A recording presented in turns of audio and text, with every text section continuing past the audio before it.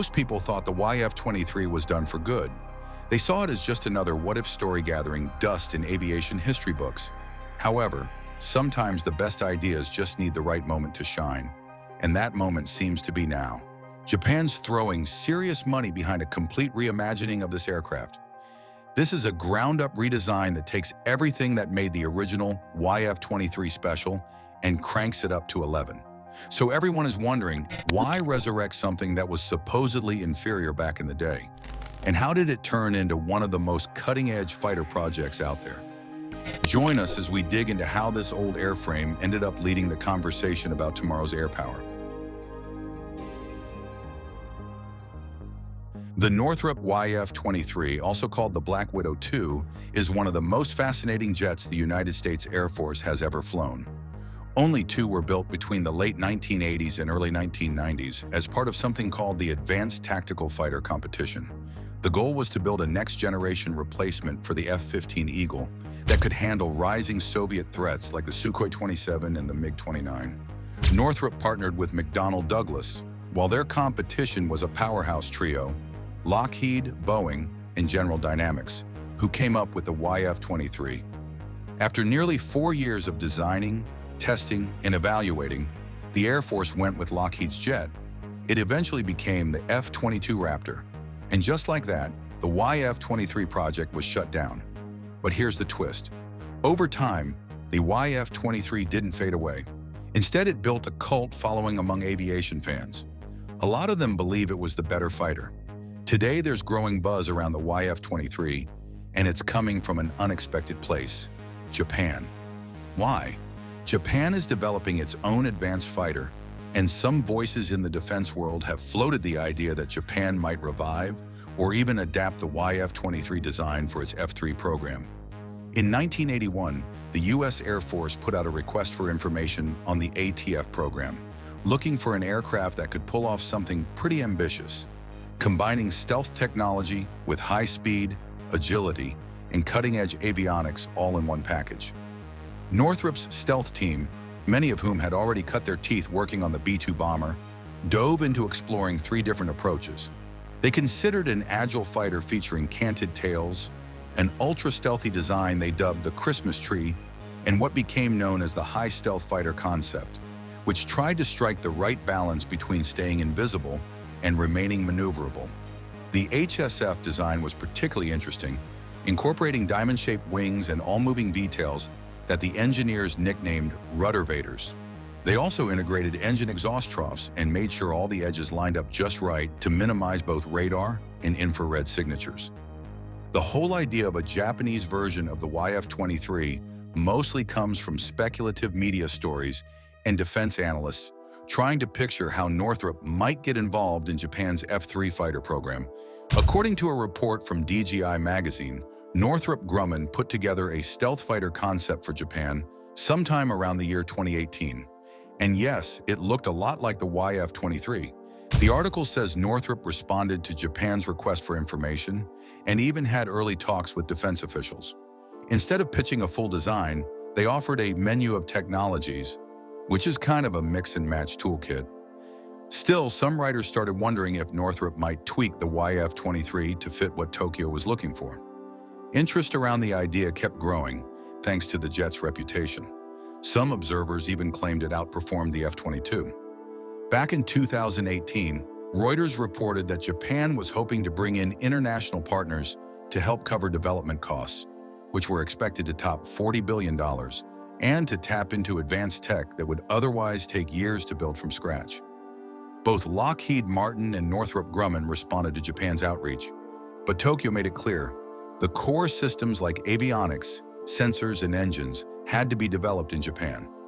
By October of 2020, Japan's Ministry of Defense picked Mitsubishi Heavy Industries, or MHI, as the lead contractor for the fighter program. MHI would head the project while still looking for a foreign partner. Then in 2022, Japan made a big move. It merged its FX program with the UK's Tempest and Italy's Future Combat Air System. Together, they formed the Global Combat Air Program, GCAP. That decision officially closed the door on a solo Japanese fighter and any chance of reviving the YF-23 for Tokyo. The program focuses on 5 key goals: dominating future air battles, integrating next-gen tech, making upgrades easy, involving Japan's domestic industry, and keeping costs under control. Japan's vision includes radar systems that can spot stealth aircraft, plus the ability to receive targeting data from drones, other jets, and airborne early warning planes. They are also studying advanced sensor fusion, network battlespace management, and high-res infrared imaging. Here is what that looks like in practice. A Japanese F-3 on patrol over the East China Sea has its radar detect what might be a stealth aircraft trying to stay hidden, maybe a Chinese J-20 operating at long range.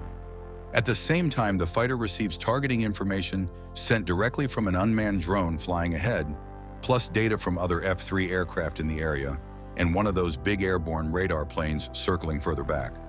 All this information gets processed together in real time. The pilot doesn't just see one radar screen anymore. They get a complete picture that combines infrared imaging, showing heat signatures, electronic signals the aircraft picks up, and position data from multiple sources. The system automatically sorts through all this information and presents the most important threats first. When the pilot decides to engage, the decision is not based on what one aircraft can see. The targeting data has been cross-checked and verified by multiple platforms, all working together as one connected network. The missile guidance can even be updated mid-flight using information from any of these sources. The fighter is expected to feature conformal radar antennas, electronic support gear, and countermeasures to jam or deceive enemy systems. Japan's defense minister, Taro Kono, has said the FX will be highly networked and carry more missiles than the F-35. Here is what that means in real terms. Instead of having a traditional radar dish that sticks out and creates drag, the FX will have radar antennas that are molded right into the skin of the aircraft. Pilots won't even see them from the outside, but they'll be scanning in all directions. The electronic support equipment works like advanced ears. It listens for enemy radar signals, radio communications, and electronic emissions to figure out what threats are out there.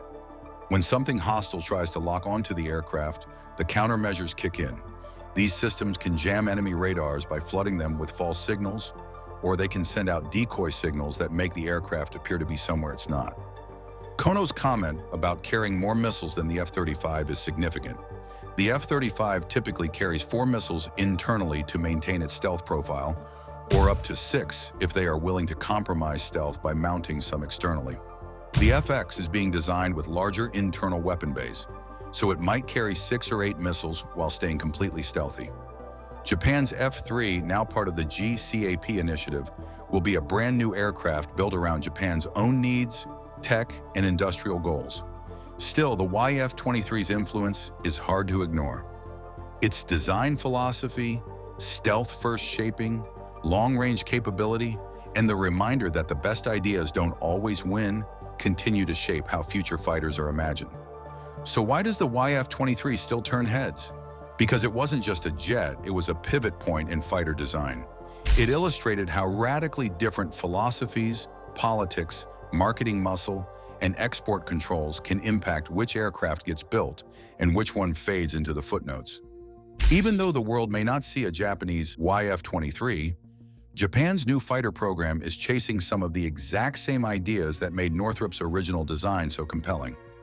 The F-3, sometimes called FX, is being built as a 6th-generation fighter, and when people look at what they are trying to achieve, long-range, heavy weapons capacity, advanced networking, it's like they took notes from the YF-23 playbook. Japan's laid out 5 main goals for this project: dominating future air battles, being able to integrate whatever new tech comes along, making upgrades simple, getting Japanese companies involved, and keeping costs reasonable. Pretty straightforward stuff, but the devil's in the details. What's interesting is how Japan's thinking about sensors and connectivity. They want advanced radar systems that can spot stealth aircraft, which is no small feat. But it goes beyond that. This fighter needs to pull targeting data from drones, other fighters, and big airborne early warning planes. Basically, it's designed to be the quarterback in a networked battle. They are diving deep into integrated sensor research, working on network-centered battlefield management, and developing high-resolution infrared imaging. The aircraft will probably get conformal radar antennas built right into the airframe, plus electronic support measures and countermeasures. Defense Minister Taro Kono has been pretty clear about expectations. The jet needs serious network capabilities and should carry more missiles than the F-35. When aviators think about it, these specs line up perfectly with what the YF-23 was designed for. Both aircraft prioritize stealth and long-range combat over old-school dogfighting skills. In modern air warfare, having better sensors and flying faster matters way more than being able to turn tight circles. The F-3 is designed to have serious technology. There are rumors about stealth shaping, radar-absorbent materials, and digital fly-by-light control systems, which are the cutting edge of fighter aircraft design. A lot of what they have learned will come from the X-2 Shinshin, Japan's experimental stealth demonstrator that's been their testing ground for new ideas. The X-2 gave them hands-on experience with composite structures, thrust vectoring paddles, and tapered wings designed for agility. Japan's also been studying how to hide weapons inside the aircraft to keep that radar signature low, plus they are looking at thrust deflection nozzles to boost maneuverability. Here is where it gets interesting. The original YF-23 didn't have thrust vectoring and relied purely on its airframe design for maneuvering. The F-3 might combine both approaches, using smart aerodynamic shaping and thrust control to get the best of both worlds. For the engine, Japan's IHI Corporation has been working on the XF-9 specifically for this project. They started testing engine components back in 2015, with prototypes planned through 2018. The XF-9 is designed for a high thrust-to-weight ratio and should pack more punch than the XF-5 they used in the X-2. Range is a big deal for Japan. The F-3s are expected to be bigger than the F-23 because they need space for more fuel and weapons. Aviation reporter Bradley Perrett started calling the concept Godzilla because of how large it's supposed to be. That focus on range shows what made the YF-23 attractive back in the day. What would a Japanese YF-23 actually look like? Japan is not building an actual YF-23, but it is worth thinking about how Northrop's design ideas influence the F-3. The shape would be key, diamond or trapezoidal wings flowing smoothly into the fuselage, with every surface angled to send radar signals bouncing away rather than back to whoever's looking. The entire aircraft would follow one rule: be invisible first, handle everything else after. But there is a twist. The original YF-23 didn't use thrust vectoring nozzles. It relied on careful aerodynamic design and smart engine placement for control. Japan has been studying thrust deflection though, so they would probably blend both approaches. They would use Northrop's sleek stealth design combined with modern thrust control for situations where aerodynamics alone aren't enough. This wouldn't be built for close-in aerial combat. Instead, it would excel at spotting threats from far away, launching missiles at long range, and disappearing before the enemy even knows what happened. It would act as a long-range interceptor with exceptional stealth capabilities. This is all theoretical, of course. The YF-23 had this clever SERN system that was good at hiding engine heat. For any Japanese fighter, that same capability would be crucial because today's air defense systems are incredibly good at tracking heat signatures. Japan's been working on high-power microwave technology and advanced heat transfer systems to tackle exactly these problems. The F-3 could easily borrow cooling methods and exhaust shaping from the YF-23 to keep its heat signature low. Here is something interesting. The original YF-23 prototypes never actually carried their mission avionics. Northrop tested all that sensor equipment in labs on the ground and in other aircraft. But modern air combat is completely different. Today's fighters need to be information hubs that can talk to everything else in the battle. Japan's been planning for this from day one. Their F-3 concept builds in sensor fusion and data links right from the start. So if people imagine a Japanese version of the YF-23, it would have sensor capabilities that blow the original prototypes out of the water. Aviators are talking about systems that pull together data from radar, infrared search and track, and electronic support measures, then share all that information across the entire battlefield in real time. The original YF-23 was impressive for its time, but this hypothetical Japanese version would be operating in a completely networked environment where every piece of information gets shared instantly with allies. That's a huge leap from where fighter technology was in the 1980s and 90s. Here is where Japan's approach differs from what Northrop was thinking back then. Japan wants their F-3 to be highly maneuverable. That's why they tested thrust vectoring paddles on the X-2. But Northrop took the opposite route with the YF-23. They ditched thrust vectoring entirely to keep the weight down and focused on making the airframe as aerodynamically clean as possible. Japanese engineers will probably split the difference. They might combine smart aerodynamic design with some thrust vectoring to handle high angle of attack situations. But if Japan really wants a long-range interceptor that can hit targets way out over the Pacific, then the YF-23's focus on range and fuel efficiency still makes a lot of sense. There is another big reason why Japan won't just build a modernized YF-23. They want to keep the profits at home and make sure their aerospace industry stays sharp. Licensing a foreign design doesn't accomplish that goal. Even though nobody's building another YF-23, its story offers some useful lessons for Japan and anyone else designing next-generation fighters. The lessons boil down to priorities, presentation, and partnerships. Northrop skipped thrust vectoring to save weight, but that hurt their agility scores. Modern fighters don't have to make that same trade-off. Engineers can have both aerodynamic shaping and thrust vectoring if they design it right. Japan's F-3 program is looking at thrust deflection nozzles and integrated weapons bays. The key is balancing these technologies instead of going all in on just one approach. Here is something people don't talk about much. Northrop lost partly because they were terrible at marketing. Lockheed knew how to put on a show and impress the people making decisions. Japan's fighter program is going to need public and political support for decades. Sure, demonstrators like the X-2 and cool concept art get people excited, but engineers need steady communication about what you're accomplishing and why it matters.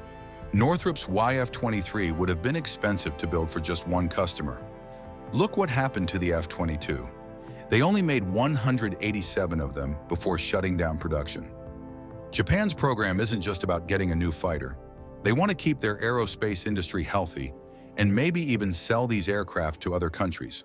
That means controlling costs and building domestic supply chains. The YF-23's canceled production shows how fast programs can die if they don't have a solid industrial foundation. Northrop had brilliant engineers, but they kept to themselves too much, and that hurt their chances.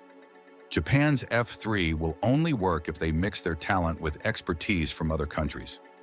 The GCAP deal with the United Kingdom and Italy shows they understand this. Building advanced fighters is a global effort now. Sharing costs and technology makes the whole thing less risky. Japan's F-3 and GCAP projects are moving forward.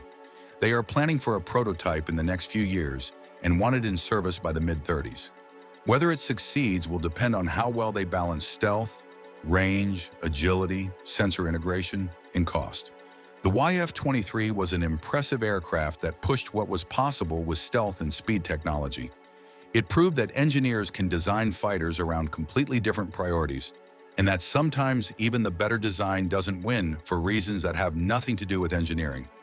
Japan's fighter program won't copy the YF-23, but aviators can see its influence in what they are planning. That focus on stealth, range, and trying new approaches, that's still driving the next generation of fighters being developed today. When people see headlines talking about a Japanese YF-23, it is important to remember the real story is more compelling than the hype. Japan is not rebuilding an old American design. They're creating their path forward, taking lessons from past projects like the YF-23 and applying them to their current needs. What they end up building will probably be a serious piece of military hardware, designed specifically for Japan's strategic situation and incorporating lessons from both the YF-22 and the YF-23 programs. For people who love aviation, the YF-23 will always represent what could have been. But more than that, it shows how innovation keeps moving forward, even when specific projects don't make it to production. The ideas live on and shape what comes next. Thanks for watching. While you are still here, click on the link on your screen to check out another of our videos. See you there.